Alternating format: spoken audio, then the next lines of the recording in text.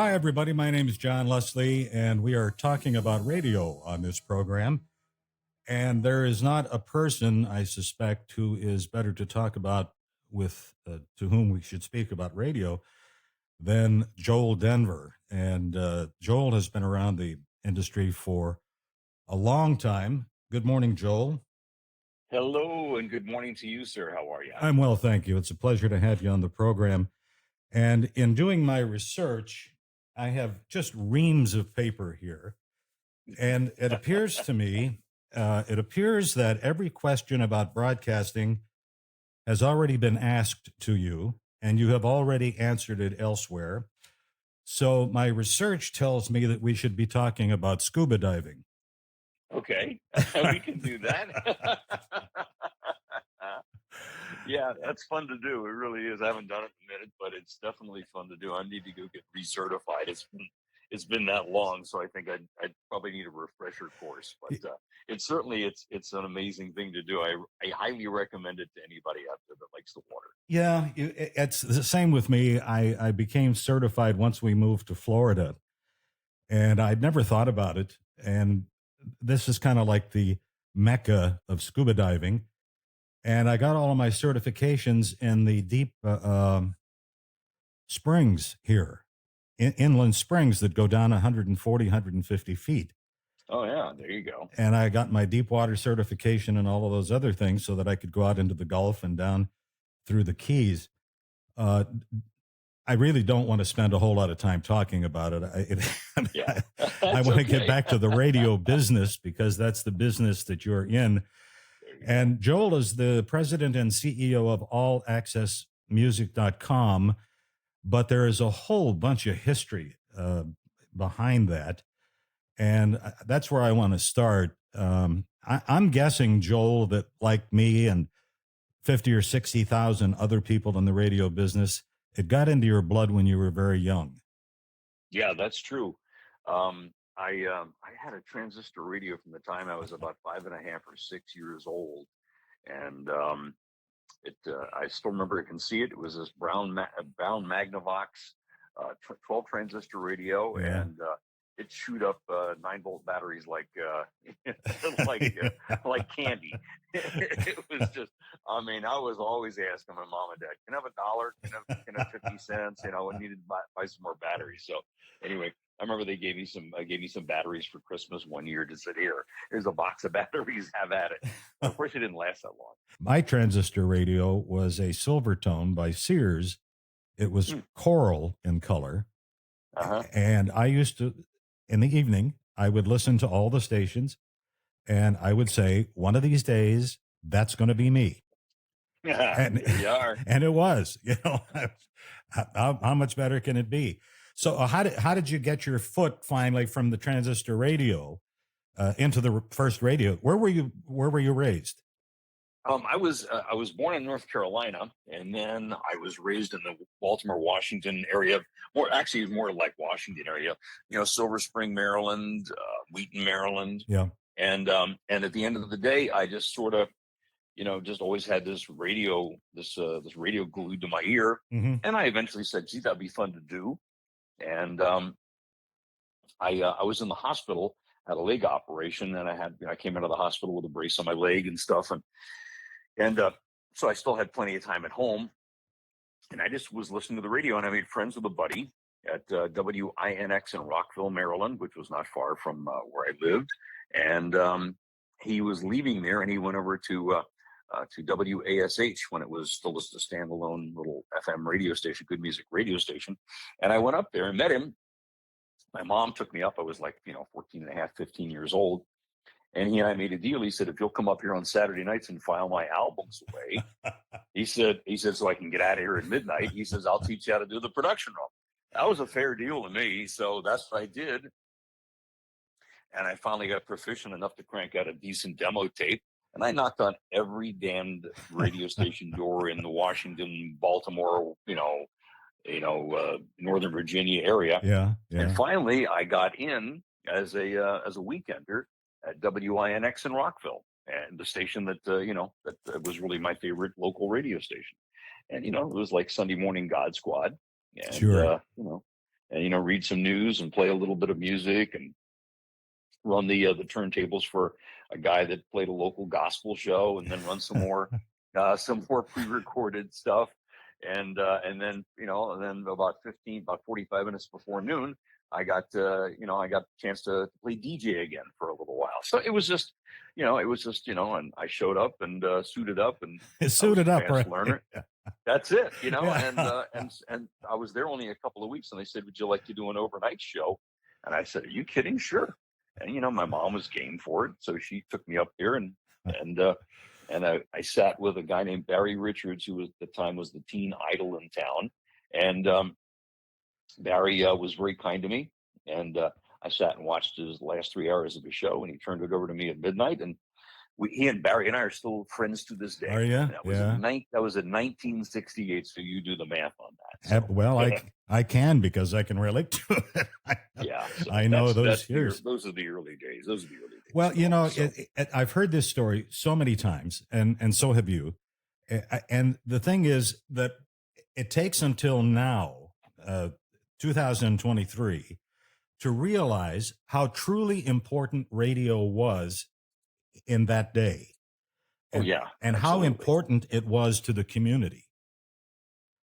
Everybody listened. absolutely, It was on at no the barber question about shop, the that. hardware store, Hmm. Right, and school closings, and whatever else you had to do. Radio was at the center of it, and that's where we learned our trade. And as you know, and we'll talk a little later about how things have changed. But your progression was fairly quick. I mean, you grew up in a major metropolitan area. You got your feet in at a pretty significant station, and hmm before long, there you are on WFIL. there it is. I just really loved what I did, and I paid attention to what people suggested I do, and I was always in school. I constantly listened, and I tried to execute, and I think that's what it takes, for people to, don't think that you know it all, because you don't, and just Yeah. go in there with an open mind and an open attitude, and learn from other people who have been there before you, and treat people like you want to be treated, and I think that's what works, and it worked for me. So Well, I'm still learning here. I'm going to be 76 years old in a couple of weeks. there you go. And I'm still learning a podcast. I never would have thought. In fact, a good friend of mine, John Morgan, uh, from Boston, he worked up at the CBS group up there. Hmm. And for the past year, since I retired from broadcasting, he has said, you got to do a podcast. You got to tell your stories. You got to, all of the things Right. you've done, all the places you've been. And I said, I am so done with that. And then I started this, and we're now, we've got thousands of downloads, and Right. some of the greatest guests. We just had John Landecker on, who kind of fits into your WFIL story. As I understand, now, when did you go to FIL? I went there in 1973. 73. February of 1973, right. Was Jay Cook still program director then? Jay Cook was the program director. Gosh, I love Jay Cook. Rest his soul. He was wonderful. I learned so much from Jay, not just only how to do business, but how not to be. Yeah. I mean, Jay was the calmest, nicest, most unaffected person I've ever run across. I mean, he knew he held a very powerful position at a very powerful radio station, and he was so calm and so, like, I don't know, just Joe average guy, Mm-hmm. and everybody loved him, and he was adored by the staff, and he was creative, and he was positive, and he was inspiring. Yeah, he was a good guy, really good guy. And it was reflected in the quality of the broadcasting.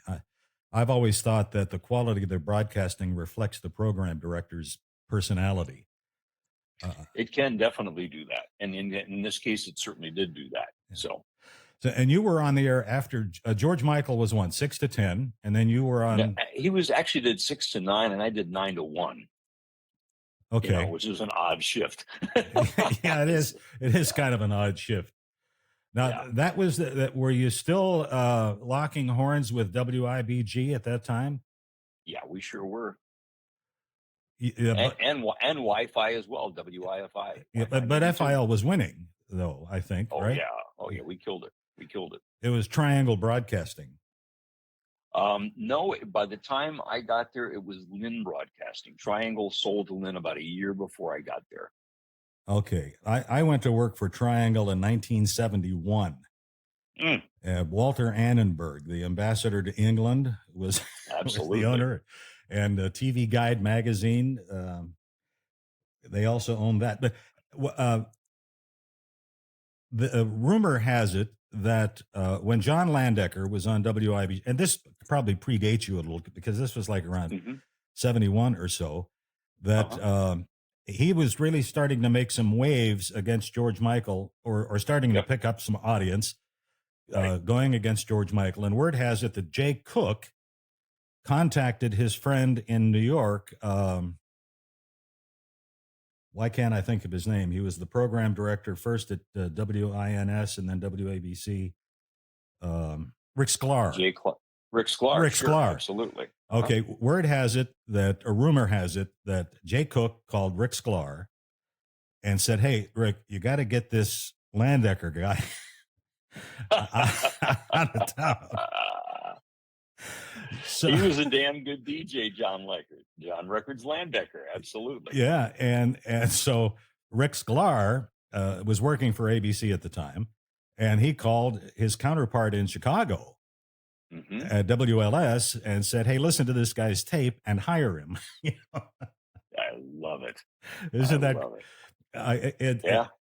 that's such a great time? It really was. Yeah.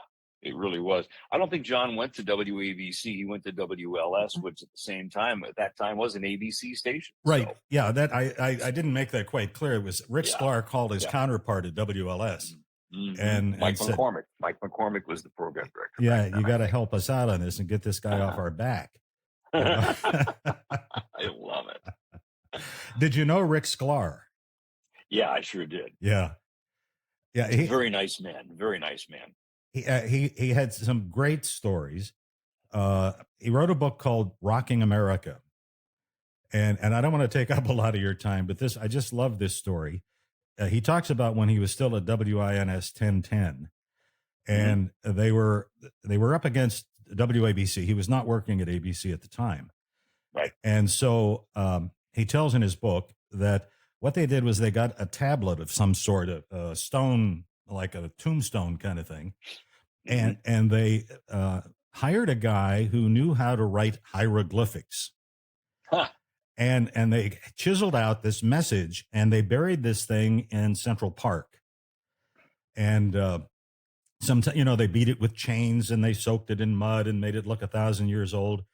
And finally, what they did was they sent a guy over to dig it up, one of their people, but he didn't really want it. He wanted somebody else to dig it up. So he's over there fiddling around and he sees a taxi cab driver and he says, "Hey, buddy, come over here. Look what I found." And so the cab driver comes over and then the guy from WINS disappears. And Hmm. the cab driver digs it up and Right. takes it to the media. And he says, "Look what I found in Central Park." And so the media then jumps on this and says, "We're going to have this deciphered." And so they paid to have it deciphered. And what it said was, "Everybody's mummy listens to WINS 1010."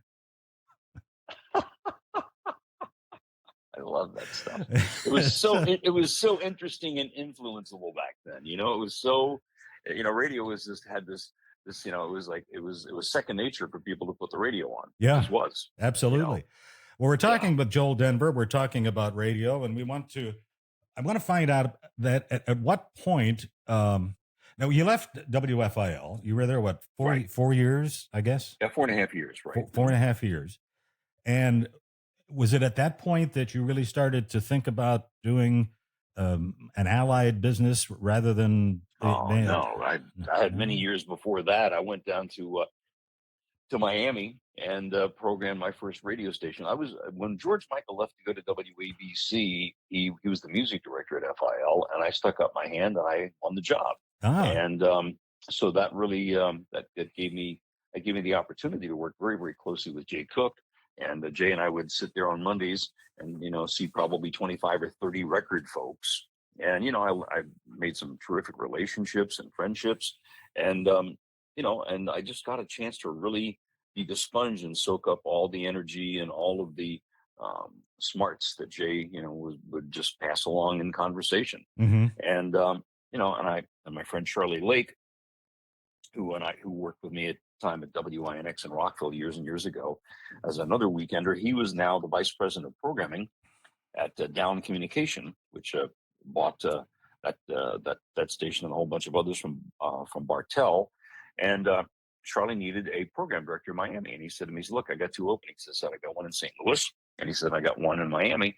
He said, "I recommend you take the one in Miami. It's the harder job." Hmm. And I did, because first of all, he recommended me for it. And he said, "Look," he said, "it's really hard, but you're going to learn a lot more."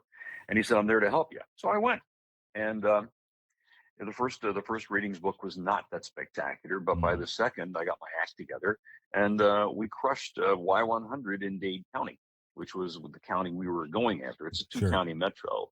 It's Dade and Broward, but Dade is where we were at, and we leaned to the pop rhythmic side, and keyed into the local Hispanic population, and which was multi-layered because it was not all just Cuban. There's many Central Americans there, and Mexicans there, and Puerto Ricans there. So, and what we found out was the research, just because it had a Latin beat to it and a Latin flavor to it, didn't mean that all those life groups enjoyed the same music. So Right. it's a pretty complex market to program in even today. But it was fun, and it was a lot of I just made some great friendships. In fact, one of my dear friends, Tom Kent, who did nights for me, and my music director down there, Jack Forsyth, and I, we are still very close friends after all of these years. We communicate every day. So You do. yeah. Isn't that interesting? Yeah. So it's really I have found radio to be a wonderful a wonderful life experience and a wonderful career. And I programmed there in Miami, and then I went out to KCBQ in San Diego, which was an AM top 40 for that same company. And then they eventually said, "Hey, we need you to fix St. Louis." And I went, "You're kidding me, right? You want me to leave San Diego and go to St. Louis? No offense, St. Louis, but I mean, come on. Yeah. It was a different kind of a town." But I went, and got my ass handed to me after 6 months there, and lost my job. Had an opportunity to go work for Burkhardt Abrams Consultancy, but did not take that job. And I went on a program and put on WBSB, which at the time was B104 in Baltimore. That was my last program director's job.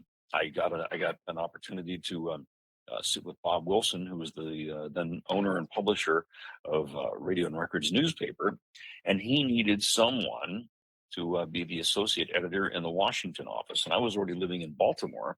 And, since I'd grown up in the DC area and my mom was around there, he Hmm. gave me the opportunity to sort of go home.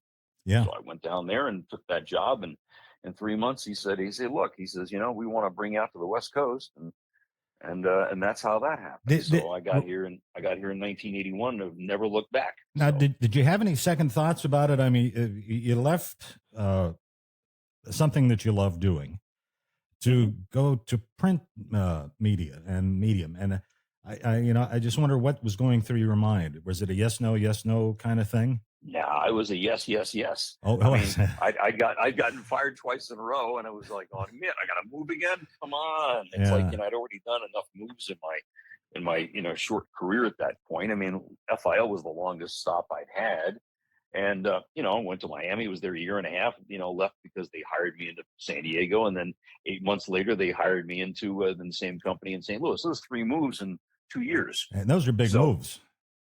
yeah, it's not fun. And so I just really got kind of tired of moving. And when I went to Baltimore, and what happened was the program director who had hired me, and actually the VP of programming, E. Alvin Davis, not E. Yeah, Carl, not E. Alvin Davis, E. Carl, hired me in, and he left the company to join Moyes Research, and the new guy that came in did not like my programming style, and in a very short period of time, I was out of there. Yeah. So I went, I see the exit ramp, I'm going to take it. And because it was still involved with music and still involved with radio. And at the time, Radio and Records was just an awesome a publication. It was a formidable publication, and I had a great relationship with Bob Wilson, and it just seemed like it was a no-brainer. So I took the opportunity, went to work in the DC office, and then they moved me out here to Cali. Well, that was a And big deal. The R&R was a big deal in yeah, those days. absolutely, it was a huge deal. It was a wonderful organization. I learned a ton there. Loved Bob Wilson. Bob and I are still friends to this day. And I'd been there for 14 years, and I saw what was coming with the internet. And I just said, they were going to hire somebody to replace me. And and we had a very mutual, amicable parting. I stayed aboard and helped train him. It was Tony Novia. And at the end of 1994, just before Thanksgiving, I left. And in January of 1995, we officially opened All Access Music Group Incorporated. And I started, just talking to people on the phone and consulting some things, and then promoting music. And then I put the site up in October of that year of 1995. And there you go. Then did people immediately start to contribute to you? There's a lot of information at the site. Yeah. Do you have any notion of how many page views there are a day? Or Oh no, I know exactly how many page views there are a day. It's like, yeah, it's like, I got all those analytic tools. But I mean, what happened was we put the site up, and I had, a lot of friends in radio, and they found the site immediately, and I was spreading the word about it. And we had like 1,000 logins the first week, and I went, "Oh, I think we have something going here." Sure. And we never stopped and never looked back, and we have never printed a piece of paper. We have always been 100% virtual. So, Isn't that amazing? Everything is digital, huh? yeah, everything was digital. Yep, that was it. And we stuck to that, and we knew it was going to work. A year into it, we were just rocking along, and then finally R&R went online, and R&R gave me a great gift. They decided to charge. They wanted to charge to enter their site, a subscription. And meanwhile, I was free because I was in the eyeballs business. I want as many eyeballs as possible. Absolutely. And so we were advertiser supported 100%, and that worked for us. So. Well, you've got quite a large staff now. But this is how many years? 95, 2009, 15? Yeah, we're in our 28th year. 28th year now. Right. Yeah. Mm-hmm. Now, you don't have like a big city room system where everybody is gathered around in their desks and. No, we used to, it's like at one point in our office, we had about I guess 30 people in the company. And at our office headquarters in Malibu, at one point, we had 18 people there. 18 of, yeah. And the rest, everybody was around the country. And, we've always had people that have been, out of state, and we mastered the art of remote working very early on. And we set up protocols, and we set up, procedures for contact, and, listen, I just got very, very lucky when, in the years of being able to hire the people we've been able to hire. They're wonderful. They're incredibly hardworking, and there's not an asshole in the bunch. So, is this a full-time job for these people? Oh yeah. Yeah. Oh yeah. Yeah. So, as I was saying earlier, you go to AllAccess.com, and there is just a mountain of information, and that changes constantly. It's always being updated. In motion. It's always being updated. We update net news as it happens. We publish a thing called First Alert, which is stuff that is breaking that is so late in the day that it just makes more sense to put it out in the morning when more people can see it. Mm-hmm. And that's been an incredibly successful publication. Email publication we started a few years ago, and it's just I've been just very lucky. I say the best blessing I've had is that I've had an amazing staff of people to work with. And these are people that love radio, they love music, and they're as passionate about the company as I am. So, and also have to give some big props to my fiance, and her name is Kim Mather, and she's our head of finance, and she takes care of HR, and she just does a wonderful job. So it's I'm telling you, we would not be in as good a shape as we are today without Kim. So Kim, love you, girl. Literally. really, for sure. So Yeah. Well, and I mean, virtually everybody in the business, the contacts that you've had over the years and back with R&R. And I remember a time when I chatted with you about some of our ratings that we were getting up in New York. And, and I also remember waiting, everybody waited for R&R to come in on whatever, Wednesday, is it here yet? right, I like waiting for the Arbitron book to come in. right, right. And Yeah, so it's now, crazy. though, it's at your fingertips. Now, anybody Right. who wants to find out what the latest skinny on anything that's going on in the broadcasting business and in music, it's available right now, and it's Exactly. being disseminated by quality professional people. Yep. Well, we've got some. I bet you know these people. We've got some guests coming up that we've got scheduled. And I always look forward to these because I learn so much and I meet new people and everybody's so cordial and they're so willing to talk about radio. It's like at the bar, you get a couple of radio Yeah, guys in there that's right. Yeah. or at a party, you can always tell where the radio people are because they're over there. Their wives their eyes are looking around the room and the jocks are talking back and forth. But Right. coming up, I've got Valerie Geller.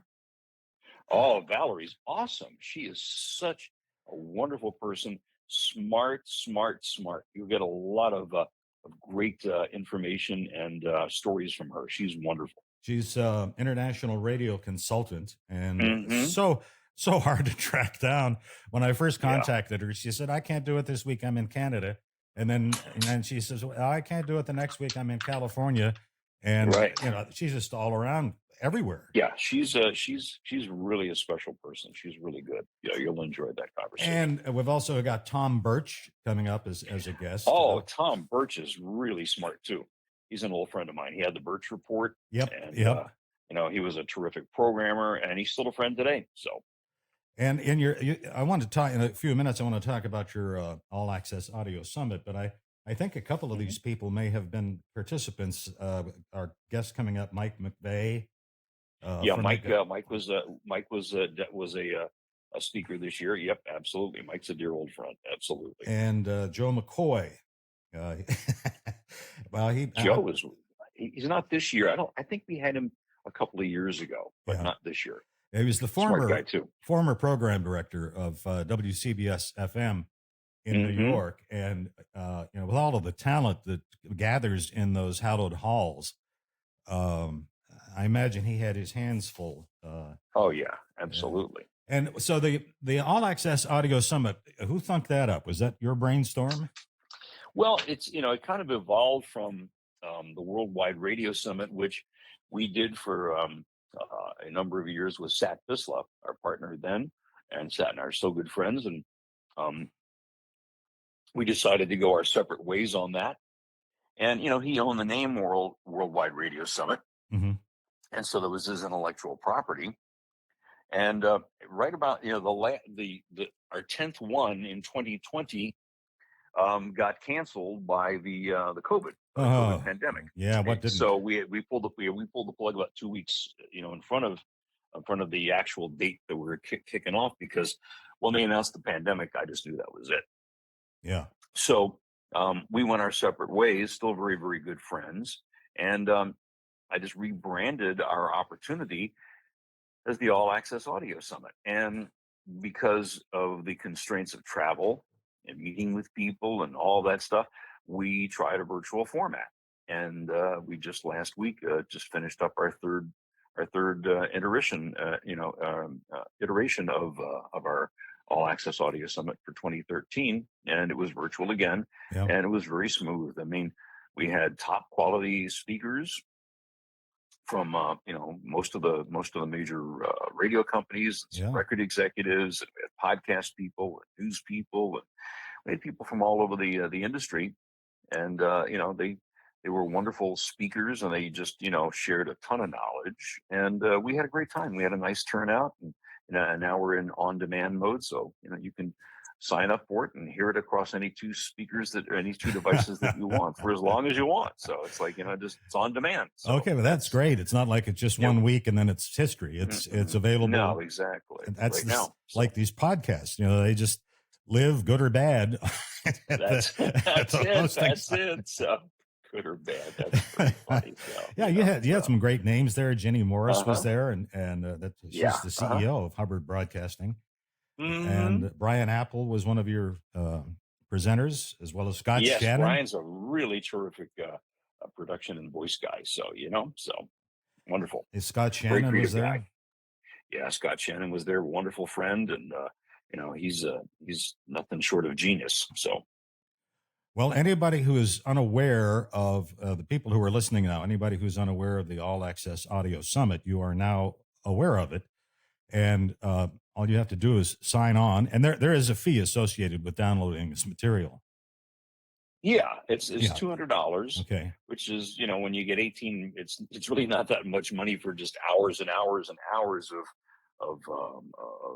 data Sure. and firsthand information from some of the best people in the business. And the point is, you can look at it forever. It's like whenever you want to. And if you're out of work, we'll let you in the door for $100. I mean, it's neither one of these are. Yeah. We did not want the dollars to stand in the way of someone being able to access this. We wanted to make it affordable and reachable. So Heck, you spend $200 at the liquor store, you know? yeah, right. There you go. There you go. It's a good investment. And There you I go. look at So the litany of talent that you have at this year's summit, and last year's summit's available as well. Still, I'm sure. yeah, yeah. It is. The other 2 years are available as well too. If you bought into those years, they have access to that That content. So there you All go. right. Well, we're talking with Joel Denver. He is the CEO of AllAccess.com. And what is the official? It's AllAccess.com is the website, but the company is actually All Access Group Incorporated. Music Group Incorporated. Yeah. Okay. All right. As I was telling, I always, the way I work these things is I try to tell everybody what I'm going to do. Then I tell them what I am doing. And then I tell them what I did. And Okay. and in the process of telling everybody that I was going to be interviewing you soon for this podcast for talking about radio with John Leslie, Right. one of the responses I got from a gentleman said, "Be sure to ask him about skinny Jimmy Madison from WNOR." What's the deal with Well, that? I mean, I got the name Jim Madison when I was at WPGC. They used to have at radio stations back then, they called them weekender names or house names. And Jim Madison was one of them. But I was up there, they formally called me Gentleman Jim Madison. I hated that. So I edited the jingle, and I got the gentleman off of it. And then I thought Jim Madison was stiff sounding. So I became Jimmy Madison. And it sounded more friendly. And back then, I was pretty skinny. I mean, I could just, I could wolf down a lot of junk food, and and I was on the thin side. I was energetic, very I, energetic young man. So, yeah, I could wolf down the junk food too, but I didn't remain skinny. well, Unfortunately, it's been a I struggle. put on a few pounds, but it's like compared to what it could be, I guess I'm okay. So, I don't do it as much exercise as I'd like to. I go up and down the stairs a lot, which is always Yeah. good for your heart and you're good for your cardio, but still whatever. So Well, I'm going to cut you loose here in just a couple of minutes. But what okay. is your daily activity? What do you do on a daily basis at All Access? I'm up at 3:45 in the morning, and I'm on the desk by 4:15 on the Pacific Coast. And I help set up net news for that morning, and add in some stories and basically run things till about 5 o'clock when our News Talk Sports and Senior VP of Editorial Perry Michael Simon jumps in, and we have Pete Jones on the early morning crew. And between the three of us, we get the early morning stuff up that's not been published yet. And then other people start to come online via time zone. By that point it's 9 o'clock, 8 o'clock, 9 o'clock on the East Coast, and people and the staff are coming online, and they start picking up stuff to do, and it just kind of works that way. It's a lot of what we do is based on common sense and workflow. Simple. Well, getting up that early in the morning is kind of like doing a morning show or working for AccuWeather or That's a good analogy. Yeah, there you go. Yeah, those guys at AccuWeather got up at 2:30 in the morning to be in there to get those forecasts ready. Absolutely. Absolutely. All right. Well, Joel Denver, CEO of All Access Music. Say it again. All Access Music. All Access Music Group Incorporated. Okay. And I'll be sending you the link to this so that you have that. Oh, and, that's great. Thank you. and perhaps you can disseminate that any way that you possibly can to get more people to listen to it. And Absolutely. I'll get that out to you either today or tomorrow. And I want to thank you very much for taking your time.